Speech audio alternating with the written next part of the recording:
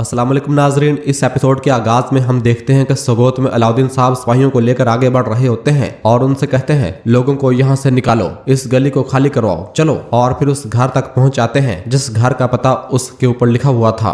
उसे देखते हुए अलाउद्दीन साहब कहते यही वो घर है। और फिर यगीत फातिमा से कहता फातिमा खातून आप मेरे पीछे रहें। तो फातिमा कहती ये तलवार कोई जेवर नहीं है यगीत साहब, और म्यान से बाहर निकाल लेती है। और फिर अलाउद्दीन सिपाहियों से कहता सिपाहियों घर को घेर लो, अगर उन्होंने इसी घर में बसीरा किया है तो यहाँ से कोई बाहर नहीं निकलेगा, चलो फैल जाओ। और फिर सिपाही उस घर को घेरे में ले लेते हैं। और फिर अलाउद्दीन यगीत से कहता यगीत मेरे साथ दरवाजा तोड़ो, जबकि अंदर घर में दैफने अपनी मौज मस्ती में मौजूद होती है और कमरे के अंदर टहल रही होती है। और फिर बाहर अलाउद्दीन साहब और यगीत साहब दरवाजे को तोड़ना शुरू कर देते हैं और अंदर उसकी आवाज सुनकर दैफने चुकन्ना हो जाती है। दरवाजा मुसलसल तोड़ा जा रहा होता है तो दैफने फौरन भागती हुई खिड़की से बाहर देखना शुरू हो जाती है। बाहर अलाउद्दीन साहब और यगीत साहब दरवाजा तोड़ने में कामयाब हो जाते हैं और घर के अंदर घुस जाते हैं। जैसे ही अंदर आते हैं तो वहां पर कोई मौजूद नहीं होता और ऊपर खिड़की से दैफने ये सारा मंजर देख रही होती है और कहती है लानत हो, इन्हें इस जगह का कैसे पता चला। और फिर बाहर फातिमा कहती बहुत खामोशी है, कुछ मशकूक लग रहा है भाई। अलाउद्दीन साहब कहते आंखें खुली रखो, हर जगह तलाशी लो, चलो। तो सिपाही एक आगे बढ़ता है और जैसे ही अंदर दाखिल होने लगता है तो एक ऊपर से कुल्हाड़ा उसके सीने में आ लगता है। यह देखते साथ ही अलाउद्दीन साहब कहते सिपाहियों होशियार रहो। जबकि दूसरी जानब सिपाही जब आगे बढ़ रहा होता है तो उसे भी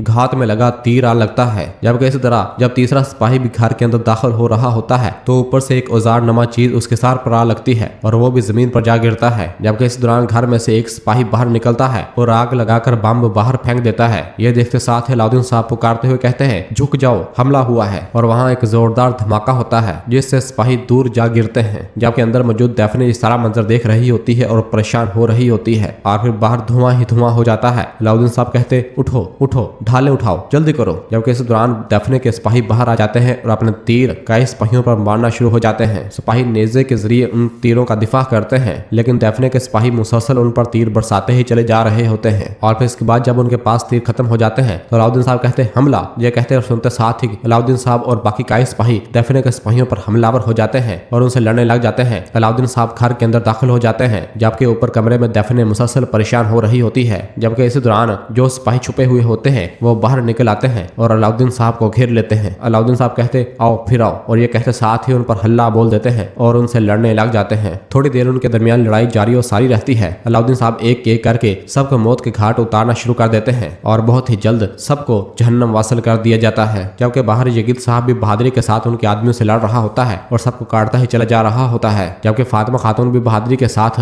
उनका मुकाबला कर रही होती है और सबको मौत के घाट उतार रही होती है। यगीत साहब भी जब भागते हुए अंदर आ रहे होते हैं तो उनके सामने आने वाले हर एक को मौत के घाट उतारते ही चले जा रहे होते हैं। और फिर ऊपर जाने के बाद यगीत फातिमा से कहता यहाँ कोई नहीं बचा। तो अंदर से अलाउद्दीन साहब कहते हैं ऊपर एक और कमरा है, वहां देखते हैं। यह सुनते साथ ही दैफने जिस कमरे में मौजूद होती है बहुत ज्यादा परेशान हो जाती है और उसे कुछ भी समझ नहीं आ रहा होता कि वो क्या करे। और फिर उसकी नजर एक तीर कमान पर पड़ती है जबकि नीचे से अलाउद्दीन साहब, फातिमा और बाकी सब उस कमरे की जानब भागते हैं। और फिर अलाउद्दीन साहब जैसे ही कमरे को खोलकर अंदर दाखिल होते हैं तो कमान से तीर खुल जाता है और वो सीधा दैफने के पास जा लगता है। दैफने ने खुद को बांधा हुआ होता है जैसे वो अगवा हो चुकी होती है। उसे इस तरह देखकर अलाउद्दीन साहब उसके पास आते हैं और कहते हैं दैफने दैफने। और फिर फातिमा से कहते हैं फातिमा इसके हाथ और मुंह खोलो। तो फातिमा दैफने के हाथ और मुंह को खोल देती है और दैफने रोने का नाटक करते हुए कहती खुदा ने तुम्हें भेजा है, बराए करम मुझे बचाएं। अलाउद्दीन साहब कहते डरो मत, यहाँ कोई तुम्हें तकलीफ नहीं दे सकता, तुम महफूज हो। और फिर फातिमा पूछती उन्होंने तुम्हें कैसे अगवा किया। तो दैफने कहती मैं एक गली में चल रही थी, मैंने महसूस किया कि कोई मेरे पीछे आ रहा है लेकिन देखे बगैर बेहोश हो गई। जब मैं यहाँ आई तो मेरे हाथ बंधे हुए थे, जब आंखें खोली तो।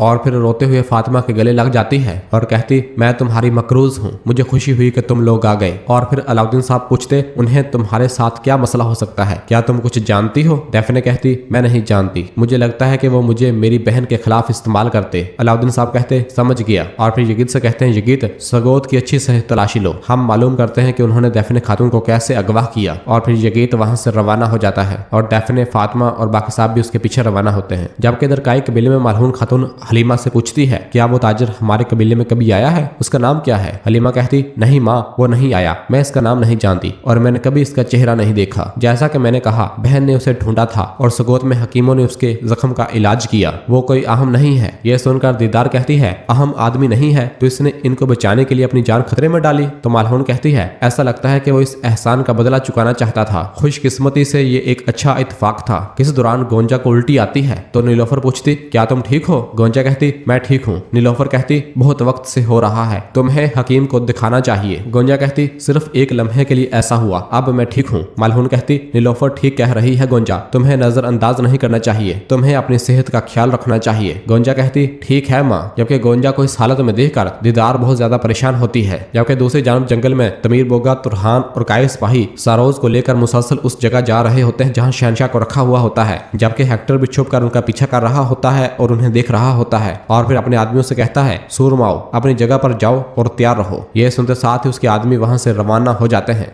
जबकि इधर तमीर बोगा और तुरहान सरोज को लेकर मुसलसल आगे बढ़ते ही चले जा रहे होते हैं और जैसे ही गार के करीब पहुंचते हैं तो इस दौरान हेक्टर के आदमी बाहर निकल आते हैं, जिन्हें देखते साथ ही तुरहान कहता, चलो फिर बिस्मिल्लाह, सरोज को गार में ले जाओ। तो दो सिपाही सरोज को लेकर गार की जानब रवाना होते हैं, जबकि बाकी हेक्टर के आदमियों से लड़ने लग जाते हैं। तुरहान और तमीर बोगा बहादुरी के साथ उनका मुकाबला करते हैं और उन्हें एक एक करके जहन्नम हासिल करते हैं, लेकिन उनकी तादाद बहुत ज्यादा होती है। और फिर इधर दो काये सिपाही जब सरोज को लेकर गार के करीब पहुंचते हैं तो इस दौरान सामने से हेक्टर नमूदार हो जाता है और उनके सामने आ जाता है, जिन्हें देखते साथ ही काये सिपाही अपनी अपनी तलवारें निकाल लेते हैं और हेक्टर पर हमला करने के लिए उसकी जानब भागते हैं। तो हेक्टर पलक झपकाए बिना उन्हें मौत के घाट उतार देता है। जबकि अंदर गार में शहनशाह मौजूद होता है। काये सिपाही जब बाहर लड़ाई की आवाज सुनते हैं तो वो भी बाहर भाग जाते हैं। शहनशाह भी अपनी तलवार लिए खड़ा हो जाता है और चुकन्ना हो जाता है। और फिर गार के अंदर से दो काये सिपाही भागते हुए जब बाहर आते हैं तो हेक्टर उन्हें पलक झपकाने से पहले ही मौत के घाट उतार देता है। और फिर इसके बाद सरोज हेक्टर से कहता, हेक्टर शहनशाह यहाँ है, हमारा खेल काम कर गया। तो हेक्टर कहता, किसी को मालूम नहीं होना चाहिए कि तुम हमारी खिदमत करते हो, अब तुम एजनिक जाओगे और मेरी तरफ से खबर का इंतजार करोगे। इसके बाद सरोज वहां से रवाना हो जाता है और हेक्टर गार के अंदर रवाना होता है। जबकि इधर तुरहान और तमीर बोगा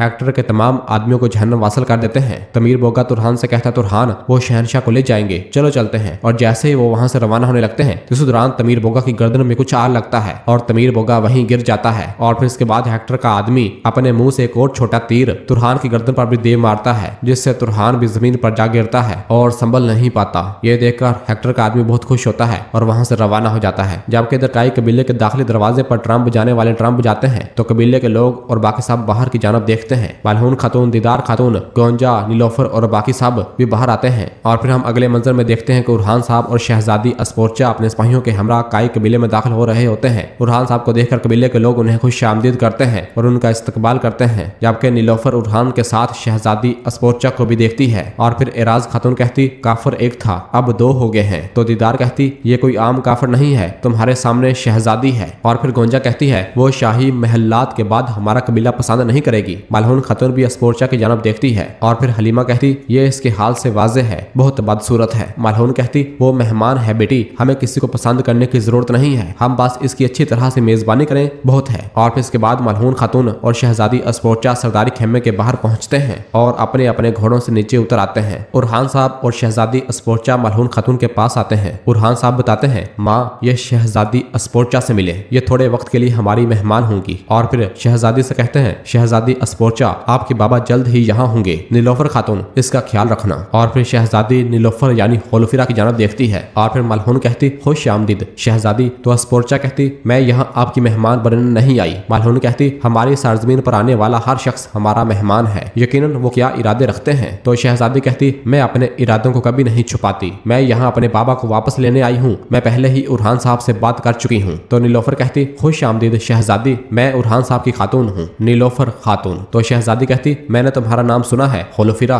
बाज़ंतीन में कोई भी तुम्हारे बारे में अच्छा नहीं बोलता। नीलोफर कहती, लोगों के मुंह बंद नहीं कर सकते शहजादी, ताहम मैं जहाँ हूँ इससे बहुत खुश हूँ। ये सुनकर शहजादी अस्पोर्चा नीलोफर को घूरने लग जाती है। और फिर मलहून कहती, आइए आपको कबीला दिखाती हूँ, और शहजादी को लेकर रवाना होती है। और नाजरीन इसी जगह पर एपिसोड खत्म करते हैं। मिलते हैं बहुत जल्द अगली एपिसोड के साथ। वीडियो को लाइक कर दें और जिन दोस्तों ने अभी तक चैनल सब्सक्राइब नहीं किया वो जल्दी से चैनल सब्सक्राइब कर दें और बेल आइकन यानी घंटी वाले निशान को भी प्रेस कर दें ताकि आने वाले एपिसोड्स आपको आसानी मिल सकें। दुआओं में याद रखें। अल्लाह हाफिज।